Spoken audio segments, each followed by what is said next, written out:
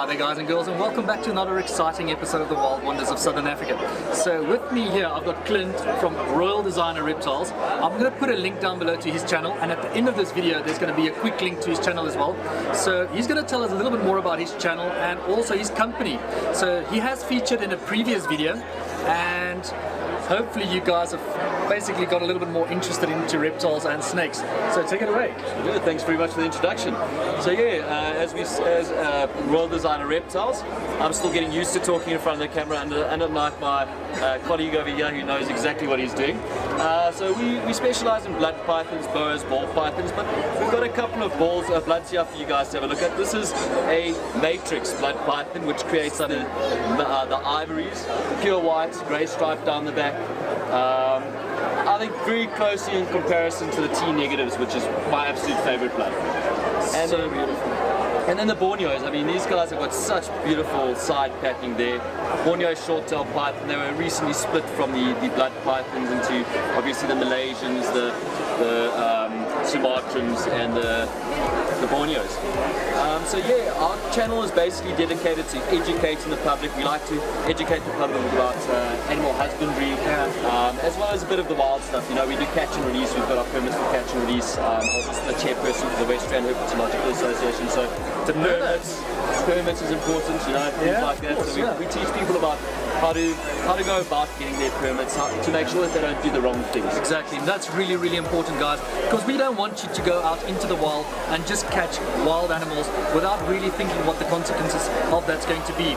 But just a little bit more, about 8 years ago now, I met Clint for the first time while I was working as a ranger at Ndume Nature Reserve, and Clint did crocodile captures, and he asked us to assist him, and we caught a few monster crocodiles. So what I'm going to do at the end of this video, I'm going to add a couple of cool photographs of myself and Clint wrangling a monster crocodile, where we did some blood samples, urine samples, tissue samples, and we also actually removed a snare from that massive crocodile's neck, because unfortunately poaching is still a big problem in South Africa when it comes to crocodiles, right? Yes. Right guys, I have to stop the video quickly here to just tell you when and where I met Clint for the first time.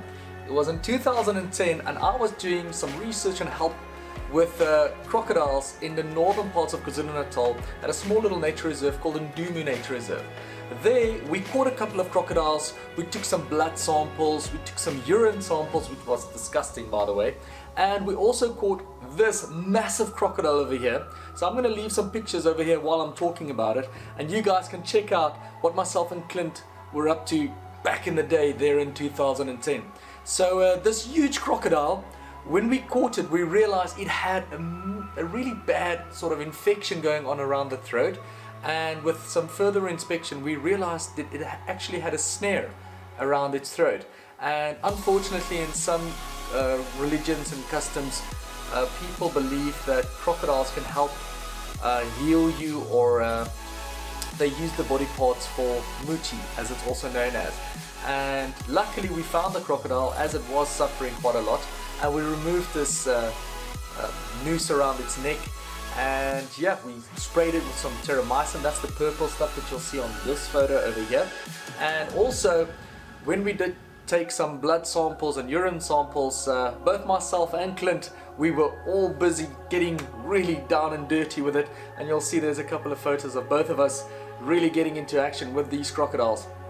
But we tried to weigh it, and the scale that we had back then could weigh something about 500 kilograms, and this particular crocodile, it was so big. Here's a few photos of its length at that time.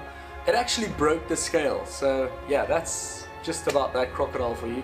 But there's a few more photos here guys, but it was a fantastic experience. Just wanted to quickly share that with you guys. Back to the video. Definitely, and that was all about the toxicology. It was, yeah. The report came out a couple of years ago, so it's very interesting reading. Yeah, and what's your take on that? What do you think contributed to that the most? Well, you know, the area was still sprayed with DDT, and it was sprayed with DDT up until about 2-3 years ago. They actually stopped it. Are you It's one of the serious? areas where they still allowed it. It's actually the area. I mean, it's known for it's a Maputo center of plant endemism. You know, it's known for its huge amount of biodiversity. And in the old days, they used to crop dust with DDT. Yeah. So it was going back all that time. I mean, crocodiles live to a ripe old age. Yeah. So they could trace back the DDT that was being sprayed by those crop dusters, plus going all the way through to the end of when they stopped using it. So it's very important and very interesting study that the guys did, especially with John with his actual PhD there, and Peter doing his MSc, and I know Peter carried on, now Peter's also a doctor. Are you serious? Yeah. Well, in 8 years' time, I haven't become a doctor yet, but I'm still trying. yeah, myself as well. So guys, that's it for myself. I am going to put a link down below and at the end of this video so you guys can find them quite easily. And subscribe. That will mean a lot to both him and myself.